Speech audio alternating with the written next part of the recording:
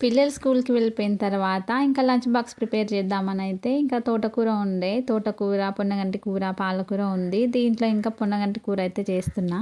పొన్నగంటి కూర ఎలా చేస్తే బావుంటుందనేది కమెంట్ బాక్స్‌లో కమెంట్ చేయండి. నేనైతే ఈరోజు పొడి పెసరపప్పు, పొన్నగంటి కూర అయితే చేస్తున్నా.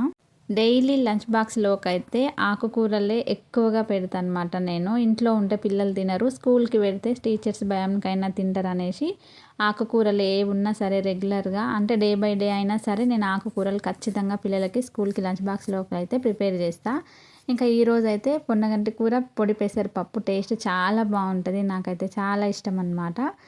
పొన్నగంటి కూర ఇంకెలా చేస్తే బావుంటుంది అనేది కూడా కమెంట్ బాక్స్‌లో కమెంట్ చేయండి. నాకైతే ఈ పెసరపప్పు తప్ప వేరే ఏం రాదనమాట. తొందరగా వంట కంప్లీట్ చేసి బట్టలు స్టిచ్చింగ్ చేసే ఉన్నవి అనేసి తొందరగా నేనైతే ఇవి కంప్లీట్ చేస్తున్నా. వంట కంప్లీట్ అవ్వనే లేదు. ఒక ఫోన్ వచ్చిందనమాట. ఇంకా బ్లౌజులు ఈరోజే కావాలి, అర్జెంటుగా కావాలని అయితే చెప్పారు. ఇంకా ఈ పని పక్కన పెట్టేసి ఫస్ట్ అయితే కుట్టిన వాటికి చేతి పని చేయలేదు. వాటిని చేయి పని చేసుకుంటూ ఉన్నా.